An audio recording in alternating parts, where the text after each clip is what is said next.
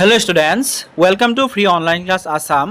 আজি আমি আলোচনা কৰিম তোমালোকৰ নৱম শ্ৰেণীৰ অৰ্থনীতি বিজ্ঞানৰ 1 নম্বৰ চেপ্টাৰ অৰ্থনীতিৰ মৌলিক বিষয়সমূহ।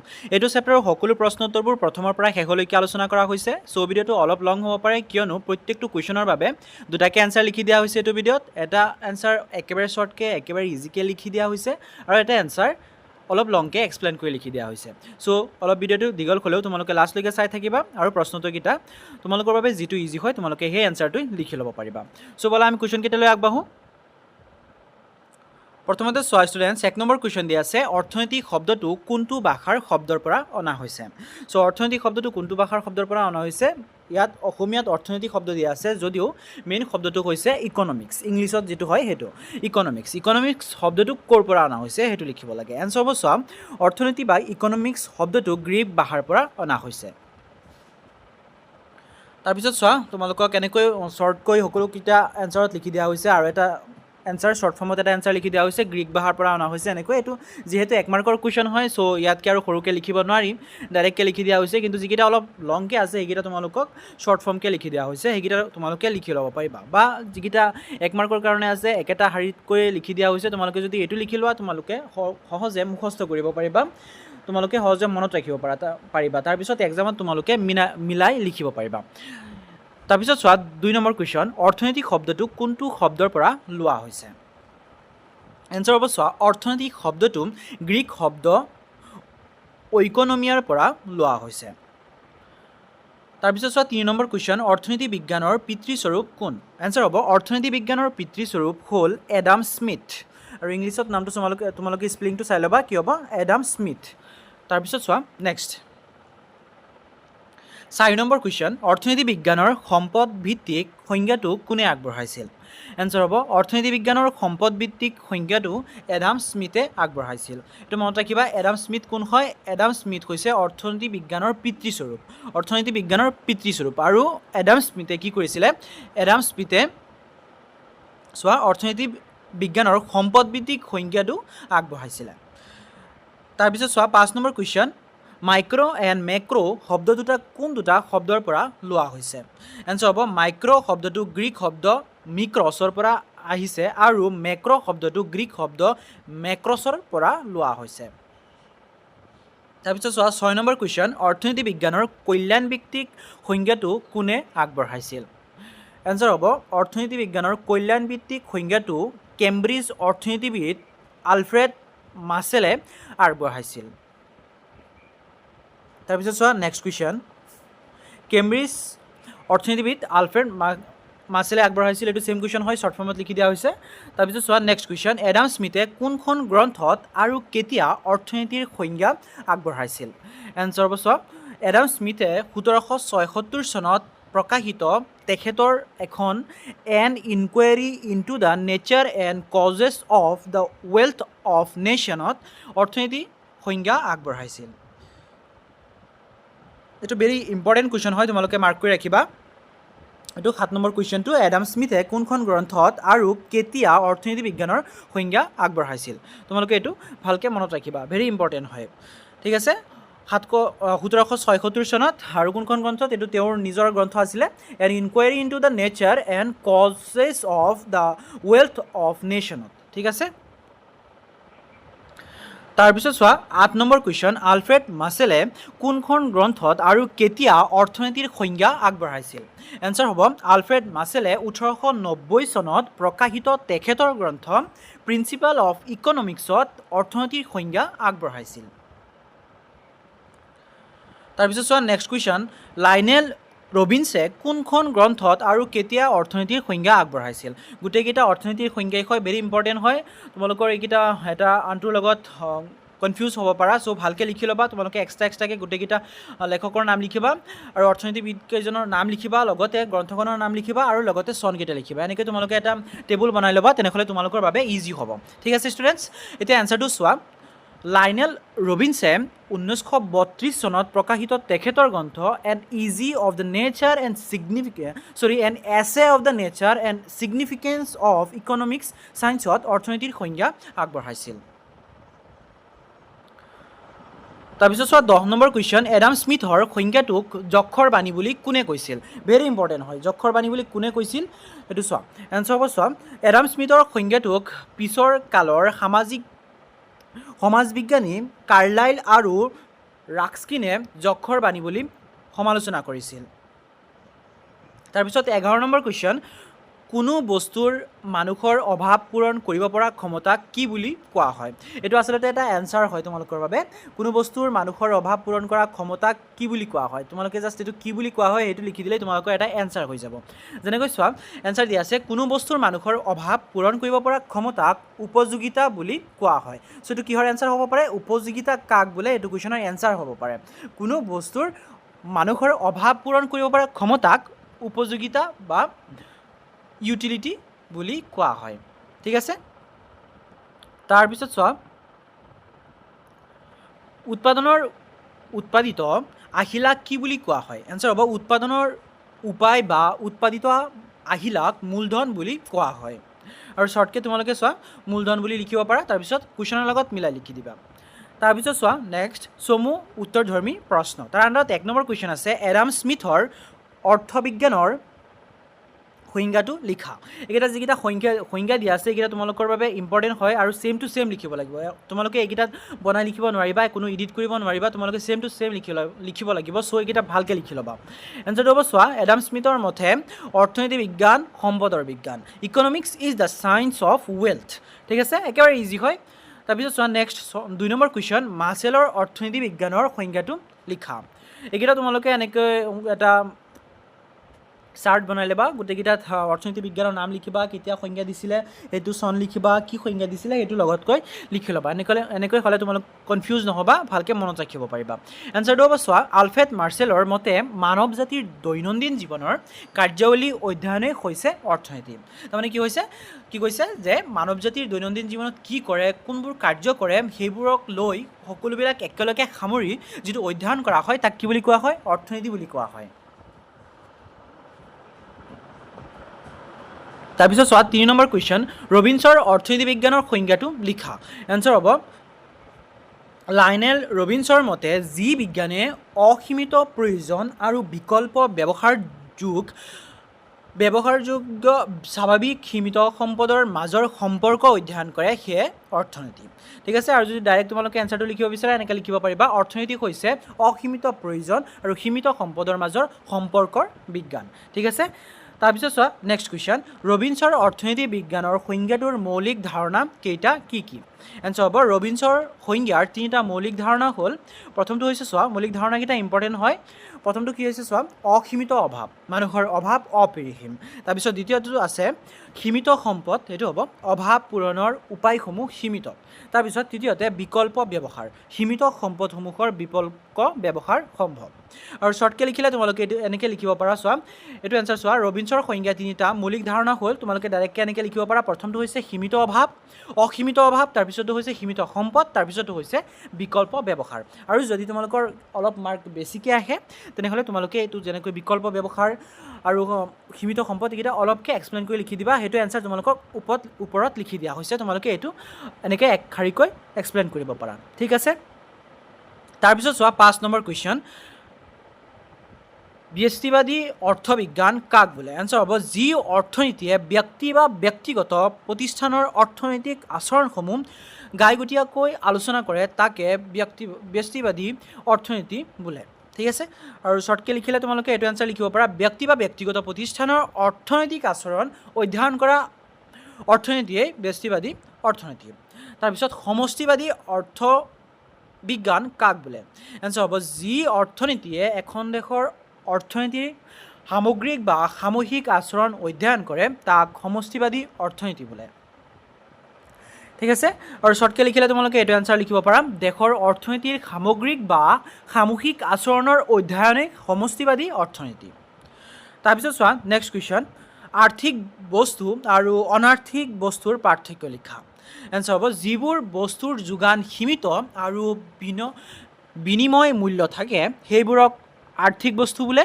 তাৰমানে যিবোৰ বস্তুৰ যোগান সীমিত হয় যিবিলাক বস্তু শেষ হৈ যায় আৰু যিবিলাক বস্তু আমি বিক্ৰী কৰিলে বা ক্ৰয় কৰিলে তাৰ এটা নিৰ্দিষ্ট পৰিমাণৰ বিনিময় মূল্য থাকে সেইবোৰক কি বুলি কোৱা হয় আৰ্থিক বস্তু বোলে যেনে কিতাপ কাপোৰ তাৰপিছত আনহাতে চোৱা যিবোৰ বস্তু প্ৰকৃতিত প্ৰচুৰ পৰিমাণে পোৱা যায় আৰু কোনো বিনিময় মূল্য নাথাকে সেইবোৰক অনাৰ্থিক বস্তু বোলে যেনে সূৰ্যৰ পোহৰ আৰু বতাহ আৰু শ্বৰ্টকৈ লিখিলে তোমালোকে এইটো লিখিব পাৰা যোগান সীমিত আৰু মূল্য থকা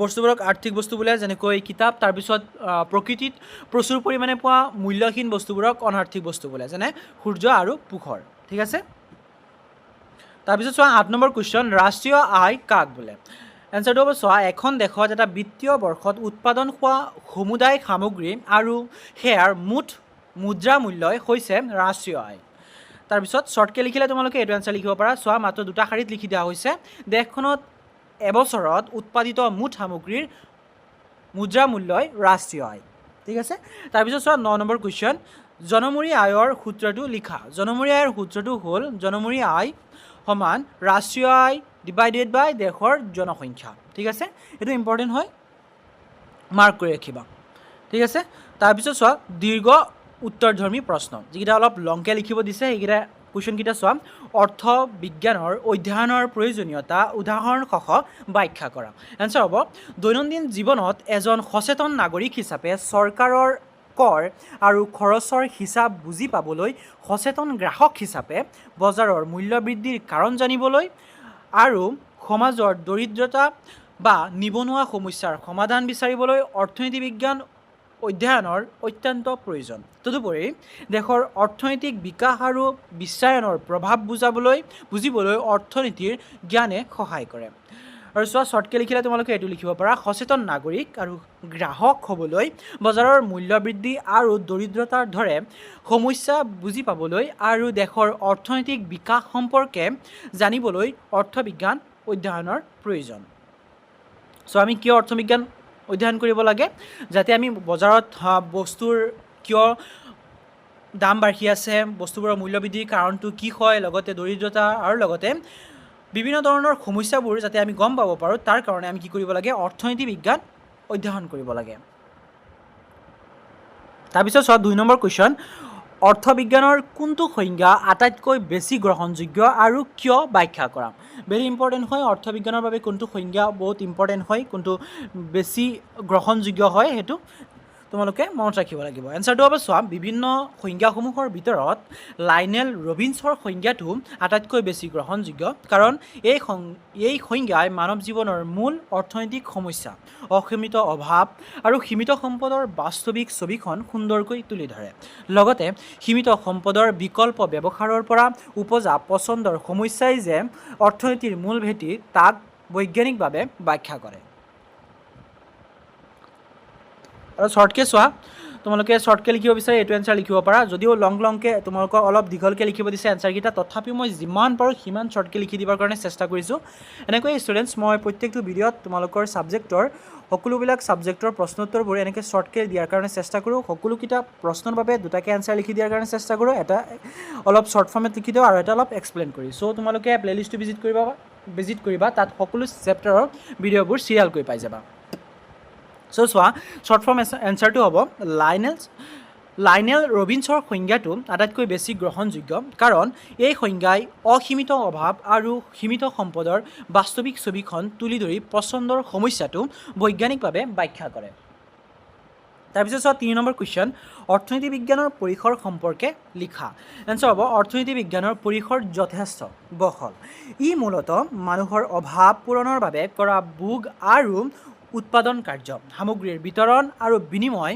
মুদ্ৰাৰ ব্যৱহাৰ তথা ৰাষ্ট্ৰীয় আৰু জনমূৰি আয়ৰ ধাৰণাক সামৰি লয় ইয়াৰ উপৰিও চৰকাৰী আয় ব্যয় ৰাজহুৱা বিত্ত পৰিৱেশীয় অৰ্থনীতি আৰু বহনক্ষম উন্নয়নৰ দৰে গুৰুত্বপূৰ্ণ বিষয়সমূহো অৰ্থবিজ্ঞানৰ পৰিসৰ অন্তৰ্ভুক্ত আৰু শ্বৰ্টকৈ লিখিলে তোমালোকে এনচাৰটো লিখিবা অৰ্থবিজ্ঞানৰ পৰিসৰে মানুহৰ ভোগ উৎপাদন বিতৰণ বিনিময় মুদ্ৰা ৰাষ্ট্ৰীয় আয় আৰু চৰকাৰী আয় ব্যয় আদি সমগ্ৰ অৰ্থনৈতিক কাৰ্যকলাপ সামৰি লয় তাৰপিছত চোৱা অতি চমু উত্তৰৰ প্ৰশ্ন। ইয়াত চোৱা প্ৰথমতে দিয়া আছে সংজ্ঞা লিখা। তাৰ আণ্ডাৰত ক নম্বৰ কুৱেশ্যন আছে দৰিদ্ৰতা। কুৱেশ্যন নহয়, তোমালোকক এইটোৰ ওপৰত চমু টোকা লিখিব লাগে। চোৱা কি হ'ব, দৰিদ্ৰতা হৈছে এনে এটা অৱস্থা য'ত এজন ব্যক্তিয়ে জীৱনৰ প্ৰাথমিক প্ৰয়োজনীয়তাবোৰ যেনে খাদ্য বস্তু, বাসস্থান, শিক্ষা আৰু স্বাস্থ্য সেৱা পূৰণ কৰিব নোৱাৰে। তাৰমানে কোনো এজন ব্যক্তিয়ে নিজৰ যিটো প্ৰাথমিক প্ৰয়োজনীয়তা সেইটো পূৰ কৰিব নোৱাৰে। ঠিক আছে, তোমালোকে যদি মাত্ৰ 1 মাৰ্কৰ কাৰণে আহে তোমালোকে এইটো লিখিলেও হৈ যাব যে কোনো এজন ব্যক্তিয়ে নিজৰ প্ৰাথমিক প্ৰয়োজনীয়তাবোৰ পূৰণ কৰিব নোৱাৰে, এনে এটা অৱস্থাক দৰিদ্ৰতা বুলি কোৱা হয়। তাৰপিছত চোৱা, যেতিয়া এজন ব্যক্তিয়ে তেওঁৰ জীৱনৰ মৌলিক প্ৰয়োজনীয়তাসমূহ যেনে খাদ্যবস্তু, বাসস্থান, শিক্ষা আৰু স্বাস্থ্যৰ সুবিধাসমূহ আহৰণত ব্যৰ্থ হয় তেনে অৱস্থাক দৰিদ্ৰতা বোলে। তাৰপিছত চোৱা, নিবনুৱাৰ ওপৰত লিখিব লাগে। নিবনুৱা কি হয় চোৱা, নিবনুৱা যিসকল লোকৰ কাম কৰাৰ ইচ্ছা আৰু ক্ষমতা থকা স্বত্বেও চলিত মজুৰিত কাম কৰাৰ কোনো সুযোগ নাপায় তেওঁলোকক নিবনুৱা বুলি কোৱা হয়। তাৰপিছত চোৱা, জনসংখ্যাৰ ঘনত্ব। জনসংখ্যাৰ ঘনত্বৰ ওপৰত চমু টোকা লিখিব লাগে, ভেৰি ইম্পৰ্টেণ্ট হয়। জনসংখ্যাৰ ঘনত্বটো বৰ্তমান সময়ত বহুত বেছি হৈ আছে আমাৰ দেশত। চোৱা, জনসংখ্যাৰ ঘনত্ব মানে হৈছে প্ৰতি বৰ্গ কিলোমিটাৰত বাস কৰা মানুহৰ সংখ্যা। তাৰপিছত চোৱা, লিংগ অনুপাত। এনচাৰ হ'ব লিংগ অনুপাত। লিংগ অনুপাত হৈছে প্ৰতি 1000 পুৰুষৰ বিপৰীতে থকা মহিলাৰ সংখ্যা। তাৰপিছত চোৱা 2 নম্বৰ, দৰিদ্ৰতাৰ সীমাৰেখা কি? গাঁও অঞ্চল আৰু চহৰ অঞ্চলৰ দৰিদ্ৰতাৰ সীমাৰেখা লিখা। এইটো ভেৰি ইম্পৰ্টেণ্ট কুৱেশ্যন হয়, এইটো মাৰ্ক কৰি ৰাখিবা। এনচাৰ হ'ব চোৱা, দৰিদ্ৰতাৰ সীমাৰেখা হৈছে আয় বা খাদ্য প্ৰাণৰ এনে এক নিৰ্ধাৰিত সীমা যাৰ আধাৰত দেশৰ জনসংখ্যাক দুখীয়া আৰু অদৰিদ্ৰ এই দুটা ভাগত ভাগ কৰা হয়। তাৰপিছত চোৱা, গাঁও আৰু চহৰ অঞ্চলৰ সীমাৰেখা। গ্ৰামাঞ্চল বা গাঁও অঞ্চল প্ৰতিজন ব্যক্তিৰ বাবে দৈনিক নিম্নতম 2400 কেলৰি। তাৰপিছত চোৱা, চহৰ অঞ্চলৰ বাবে প্ৰতিজন ব্যক্তিৰ বাবে দৈনিক নিম্নতম 2100 কেলৰি। আৰু শ্বৰ্টকৈ লিখিলে তোমালোকে এইটো এনচাৰ লিখিবা। যদি সেইটো এনচাৰ তোমালোকে লিখিব নিবিচাৰে তেনেহ'লে তোমালোকে এইটো লিখিব পাৰা, দৰিদ্ৰতাৰ সীমাৰেখা হৈছে মানুহক দুখীয়া আৰু অদৰিদ্ৰ ভাগত ভাগ কৰা এক নিৰ্ধাৰিত মান, য'ত গাঁও অঞ্চলৰ বাবে দৈনিক 2400 কেলৰি আৰু চহৰ অঞ্চলৰ বাবে 2100 কেলৰি স্থিৰ কৰা হৈছে। তাৰপিছত চোৱা, 3 নম্বৰ কুৱেশ্যন, বিশ্বৰ মাটিকালি কিমান শতাংশ ভাৰতত আছে? বিশ্বৰ মাটিকালি মুঠ কিমান শতাংশ ভাৰতত পোৱা যায়? চোৱা, উত্তৰ, ভাৰতবৰ্ষই বিশ্বৰ মুঠ মাটিকালি 2.4% আৱৰি আছে। তোমালোকৰ MCQ কুৱেশ্যনৰ কাৰণে এইটো ভেৰি ইম্পৰ্টেণ্ট হয়। তাৰপিছত চোৱা, 4 নম্বৰ কুৱেশ্যন, ভাৰতৰ সৰ্বাধিক লিংগ অনুপাত থকা ৰাজ্য কোনখন আৰু কিমান? এনচাৰ হ'ব চোৱা, ভাৰতত সৰ্বাধিক লিংগ অনুপাত থকা ৰাজ্যখন হৈছে কেৰেলা আৰু ইয়াৰ লিংগ অনুপাত হৈছে 1084। তাৰপিছত চোৱা, কেৰেলা এইটো শ্বৰ্ট ফৰ্মত তোমালোকক লিখি দিয়া হৈছে। 5 নম্বৰ কুৱেশ্যনটো চোৱা, অসমৰ জনসংখ্যাৰ ঘনত্ব কিমান? এনচাৰ হ'ব অসমৰ জনসংখ্যাৰ ঘনত্ব হৈছে 397 জন প্ৰতি বৰ্গ কিলোমিটাৰত। তাৰপিছত চোৱা, 6 নম্বৰ, ছদ্মবেশী নিবনুৱা কাক কয়? এনচাৰ হ'ব যিসকল লোকক দেখাত কামত নিয়োজিত যেন লাগে কিন্তু আচলতে মুঠ উৎপাদনত যাৰ কোনো অৱদান নাথাকে তেনে লোকক ছদ্মবেশী বা প্ৰচ্ছন্ন নিবনুৱা বোলে। যেনে এটা কাম 2জন মানুহে কৰিব পাৰিলেও 5জন লোক নিয়োজিত থকা। আৰু শ্বৰ্ট ফৰ্মটো লিখিলে তোমালোকে এইটো এনচাৰ লিখিবা, দেখাত কামত থকা যেন লাগিলেও মুঠ উৎপাদনত কোনো অৱদান নথকা নিবনুৱাক ছদ্মবেশী নিবনুৱা বোলে। তাৰপিছত চোৱা, মুদ্ৰাস্ফীতি কি? ভেৰি ইম্পৰ্টেণ্ট কুৱেশ্যন হয়। মুদ্ৰাস্ফীতি কি হয়? এইটো ভেৰি ইম্পৰ্টেণ্ট কুৱেশ্যন হয়। মই তোমালোকক ভিডিঅ'টোত মাজে মাজে কৈ গৈ আছোঁ কোনকেইটা কুৱেশ্যন ইম্পৰ্টেণ্ট হয়, তোমালোকে মাৰ্ক কৰি ৰাখিবা। এইকেইটা এক্সামৰ কাৰণে ভেৰি ইম্পৰ্টেণ্ট হয়। তোমালোকক আগত প্ৰিভিয়াছ ইয়াৰৰ কুৱেশ্যনত এইবিলাক আহি গৈছে, চ' তোমালোকে এইকেইটা মাৰ্ক কৰি ৰাখিবা। এনচাৰ হ'ব চোৱা, মুদ্ৰাস্ফীতি হৈছে বস্তু সামগ্ৰীৰ মূল্য একেলেঠাৰিয়ে বৃদ্ধি পোৱা এনে এক অৱস্থা য'ত সামগ্ৰীৰ দাম বাঢ়ে আৰু টকাৰ ক্ৰয় ক্ষমতা কমি যায়। আৰু শ্বৰ্টকৈ লিখিলে তোমালোকে এইটো লিখিবা, বস্তু সামগ্ৰীৰ মূল্য একেলেঠাৰিয়ে বৃদ্ধি পোৱা অৱস্থাক মুদ্ৰাস্ফীতি বোলে।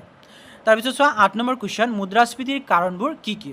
সেইটো তোমালোকৰ ওপৰৰ কুৱেশ্যনটোৰ লগতে এইটো কুৱেশ্যন তোমালোকৰ একেলগে মাৰ্চ হৈ আহিব পাৰে। যেনেকৈ তোমালোকক এইটো কুৱেশ্যন সুধিব পাৰে যে মুদ্ৰাস্ফীতি কি হয় আৰু লগতে এইটো লিখা যে মুদ্ৰাস্ফীতিৰ কাৰণবোৰ কি কি?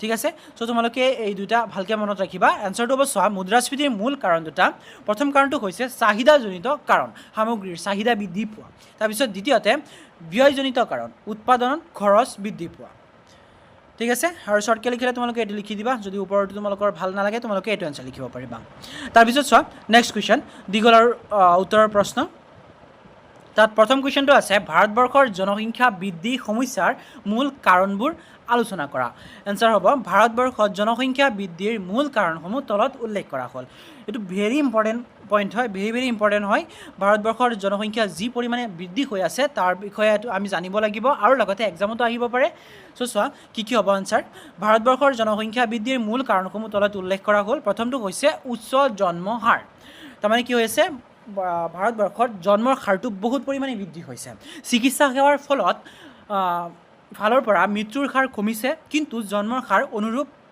ধৰণে হ্ৰাস পোৱা নাই ঠিক আছে তাৰমানে কি হৈছে চিকিৎসা সেৱা দিনক দিনে উন্নতি হোৱাৰ লগে লগে মানুহৰ মৃত্যুৰ হাৰটো কমি গৈছে বিভিন্ন ধৰণৰ বেমাৰৰ ফলত মানুহ আগতে বেছি দিন জীয়াই থাকিব পৰা নাছিলে যাৰ ফলত মৃত্যুৰ সংখ্যা বেছি আছিলে কিন্তু বৰ্তমান সময়ত কি হৈছে আধুনিক চিকিৎসা ব্যৱস্থাৰ কাৰণে বিভিন্ন ধৰণৰ বেমাৰ যিকেইটা বেমাৰৰ আগতে চিকিৎসা নাছিলে কিন্তু বৰ্তমান সময়ত আধুনিক সময়ত তেনেকুৱা ধৰণৰ বেমাৰৰ মেডিচিন ওলাইছে তেনেকুৱা ধৰণৰ বেমাৰৰ আধুনিক চিকিৎসা ব্যৱস্থা ওলাইছে যাৰ ফলত কি হৈছে মানুহ তেনেবোৰ বেমাৰৰ কাৰণে মৃত্যু হোৱাৰ পৰা বাচি আছে যাৰ ফলত মৃত্যুৰ সংখ্যা কমি গৈছে আৰু জন্মৰ হাৰ সেই পৰিমাণে বৃদ্ধি পাইছে ঠিক আছে চ' কি হৈছে জনসংখ্যা বৃদ্ধি হৈছে যিহেতু আগতে যিবিলাক মানুহ আছিলে বেমাৰৰ কাৰণে মৰা নাই মৃত্যু হোৱা নাই সেইবিলাক মানুহো আছে লগতে নতুনকৈ বৃদ্ধি হৈ আছে সেইকেইটাও জনসংখ্যাত যোগ হৈ আছে চ' তাৰ কাৰণে জনসংখ্যা বৃদ্ধি হৈ আছে তাৰপিছত চোৱা দ্বিতীয় কাৰণটো হৈছে নিৰক্ষৰতা আৰু অজ্ঞতা শিক্ষাৰ অভাৱৰ বাবে বহু লোকে সৰু পৰিয়ালৰ গুৰুত্ব বুজি নাপায় আৰু দ্বিতীয়টো কাৰণ হৈছে শিক্ষাৰ অভাৱৰ ফলত গাঁৱলীয়া অঞ্চলত কি হয় মানুহে সময়ৰ আগতে বিয়া দি দিয়ে কিশোৰী অৱস্থাতে বিয়া দি দিয়ে যিটো অলৰেডি এটা ক্ৰাইম হয় তথাপিও সময়ৰ আগতে বয়স হোৱাৰ আগতে কিশোৰী অৱস্থাতে বিয়া দি দিয়ে তাৰ ফলত কি হয় এটা দুটাকৈ বহুত সন্তান হৈ যায় যাৰ ফলত পৰিয়াল এটা ডাঙৰ হৈ যায় অশিক্ষিত হোৱাৰ ফলতে মানুহে সৰু এটা পৰিয়ালৰ গুৰুত্ব বুজি নাপায় ডাঙৰ পৰিয়াল কৰি আছে মানুহে চ' মানুহে শিক্ষাৰ প্ৰয়োজন হয় মানুহে সৰু এটা পৰিয়ালৰ গুৰুত্ব বুজি পোৱাৰ দৰকাৰ হয় আৰু লগতে এটা সন্তানৰ পৰা আৰু এটা সন্তান জন্ম দিয়াৰ সময়ত গেপটো কিমান দৰকাৰী হয় সেইটো জনাটো বহুত দৰকাৰী হয় ঠিক আছে তাৰপিছত চোৱা নেক্সট হৈছে দৰিদ্ৰ পৰিয়ালে অধিক সন্তান উপাৰ্জনৰ পথ বুলি ভাবি অধিক সন্তান জন্ম দিয়ে আৰু লগতে হৈছে দৰিদ্ৰতা কাৰণটোৱে কি কৰে দৰিদ্ৰ কাৰণটোৱে আৰু এটা মেইন কাৰণ সৃষ্টি কৰে যে দৰিদ্ৰতা হ'লে যদি অধিক সন্তান জন্ম হয় তেনেহ'লে অধিক সন্তান জন্ম হ'লে প্ৰত্যেকটো সন্তানে যদি দিনে কিবা এটা উপাৰ্জন কৰে তেনেহ'লেও ৩-৪টা সন্তানে মিলি একেলগে প্ৰায় যদি 100 টকাকৈ উপাৰ্জন কৰে তেনেহ'লে 3-4টা সন্তানে মিলি প্ৰায় 400 টকামান উপাৰ্জন কৰিব সেইটো বুলি ভাবি দৰিদ্ৰতা মানুহে নিজৰ দৰিদ্ৰতাটো নাইকিয়া কৰিবৰ কাৰণে অধিক সন্তান জন্ম দিয়ে কিন্তু সেইটো কোনো ধৰণৰ সলিউশ্যন নহয় কোনো ধৰণৰ বিপদৰ পৰা বাচি যোৱাৰ উপায় নহয় কিয়নো যেতিয়া নেকি সন্তান অধিক জন্ম হ'ব পৰিয়ালত মানুহৰ সংখ্যা বৃদ্ধি হ'ব তেতিয়া কি হয় তেতিয়া মানুহৰ চাহিদাও বৃদ্ধি হয় মানুহৰ খোৱাৰ খাদ্যৰ অভাৱ হয় মানুহৰ থকাৰ জেগাৰ অভাৱ হয় যাৰ ফলত দৰিদ্ৰতা আৰু বৃদ্ধি পাই যায় তাৰপিছত চোৱা 4 নম্বৰ কোনটো হয় 4 নম্বৰ হৈছে জনসংখ্যাত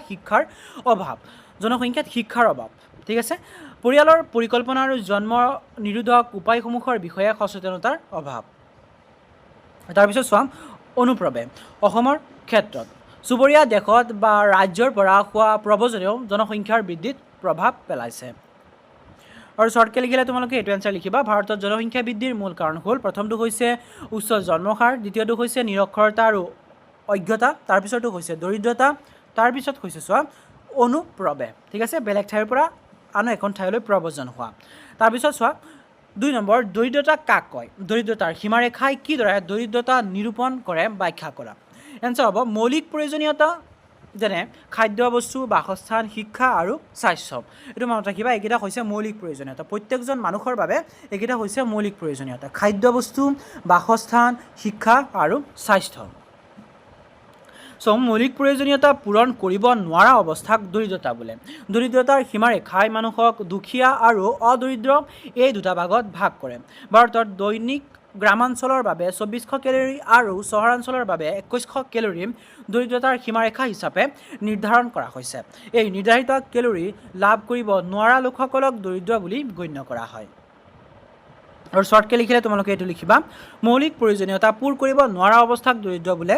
দৰিদ্ৰতাৰ সীমাৰেখাই মানুহক দুখীয়া আৰু অদৰিদ্ৰ ভাগত ভাগ কৰে, য'ত দৈনিক গ্ৰামাঞ্চলৰ বাবে 2400 কেলৰি আৰু চহৰাঞ্চলৰ বাবে 2100 কেলৰিৰ কম খাদ্য পোৱাসকলক দৰিদ্ৰ বুলি নিৰূপণ কৰা হয়। তাৰপিছত চোৱা 3 নম্বৰ, মুদ্ৰাস্ফীতি কাক বোলে? এনচাৰ তাৰপিছত মুদ্ৰাস্ফীতিৰ মূল প্ৰভাৱসমূহ আলোচনা কৰা। এনচাৰ হ'ব চোৱা, বস্তু সামগ্ৰীৰ মূল্য একেলেঠাৰিয়ে বৃদ্ধি পোৱা আৰু টকাৰ ক্ৰয় ক্ষমতা কমি যোৱা অৱস্থাক মুদ্ৰাস্ফীতি বোলে। তাৰমানে কোনো এটা বস্তুৰ একেলেঠাৰিয়ে যদি দাম বাঢ়ি যায়, কিন্তু আমি যিমান পৰিমাণতে আগতে ধৰি লোৱা কোনো এটা বস্তু আমি 1 টকাৰে কিনিব পাৰিছিলোঁ, কিন্তু বৰ্তমান সময়ত সেই একে বস্তু আমি 1 টকাৰে নাপাওঁ, 2 টকাৰে কিনিব লগা হৈছে। তাক কি বুলি কোৱা হয়? মুদ্ৰাস্ফীতি বুলি কোৱা হয়।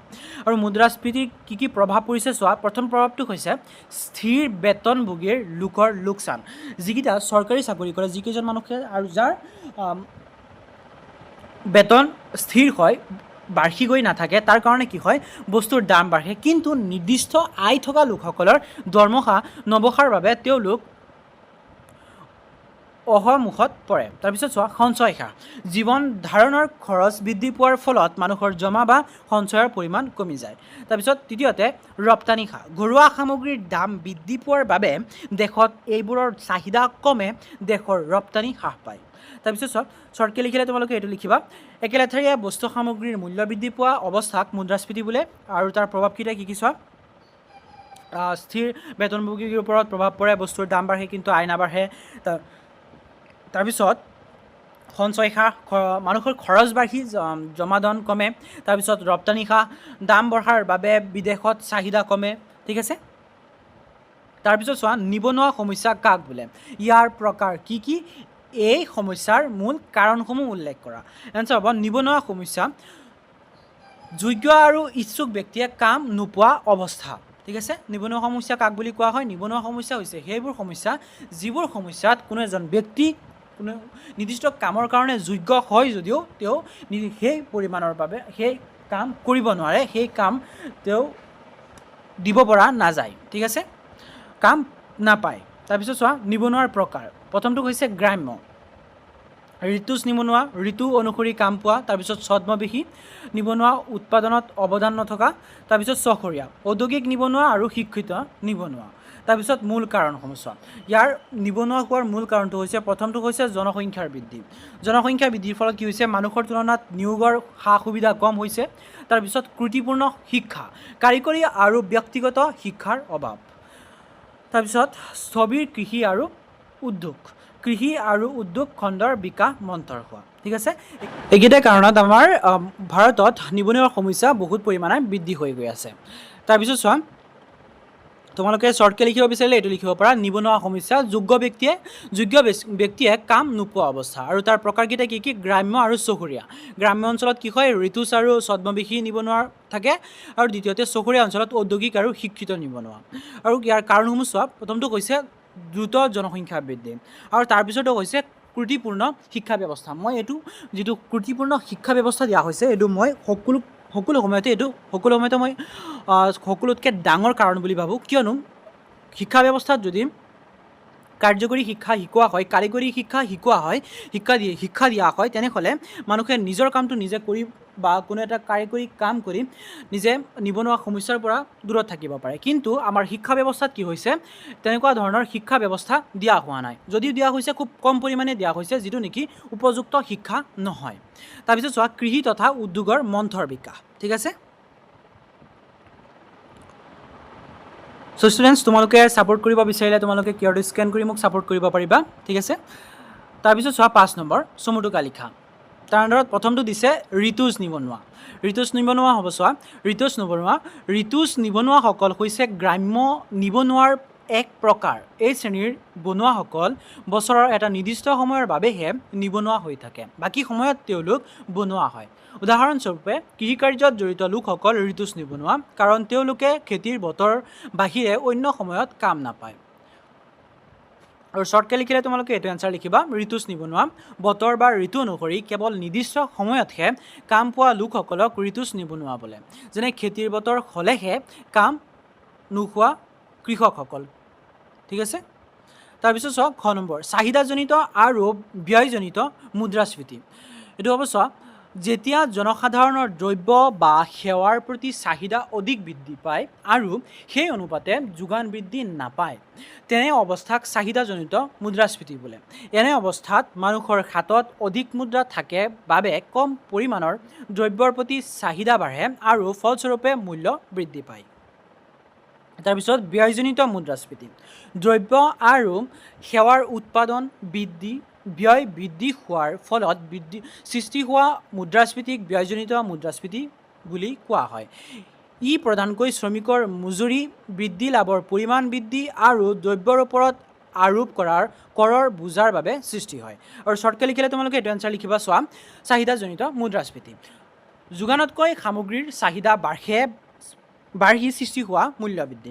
আৰু ব্যয়জনিত মুদ্ৰাস্ফীতি কি হয়, উৎপাদন খৰচ বাঢ়ি সামগ্ৰীৰ দাম বাঢ়ি যোৱা অৱস্থা। ঠিক আছে ষ্টুডেণ্টছ। চ' ষ্টুডেণ্টছ, তোমালোকৰ এইটো চেপ্টাৰৰ সকলো প্ৰশ্নোত্তৰবোৰ ইয়াতে শেষ হৈছে। যদি ভিডিঅ'টো ভাল লাগিছে তেনেহ'লে লাইক, কমেণ্ট, শ্বেয়াৰ এটা কৰিবা আৰু চেনেলটো ছাবস্ক্ৰাইব কৰি ৰাখিবা। আৰু লগতে ষ্টুডেণ্টছ, তোমালোকে এইটো চেনেলৰ প্লেলিষ্টটো ভিজিট কৰিব পাৰা। তাত সকলো চেপ্টাৰৰ সকলো ছাবজেক্টৰ ভিডিঅ'বোৰ চিৰিয়েল কৰি দিয়া আছে। সকলোকেইটা ভিডিঅ'তে তোমালোকে এনেকৈয়ে প্ৰত্যেকটো কুৱেশ্যনৰ বাবে দুটাকৈ এনচাৰ পাই যাবা। এটা এনচাৰ একেবাৰে শ্বৰ্টকৈ লিখি দিয়া হৈছে। চ' যিটো এনচাৰ তোমালোকৰ বাবে ভাল হয়, তোমালোকে যিটো ইজি বুলি ভাবা তোমালোকে লিখি ল'ব পাৰিবা। ভিডিঅ'টো লাষ্টলৈকে দেখাৰ বাবে ধন্যবাদ।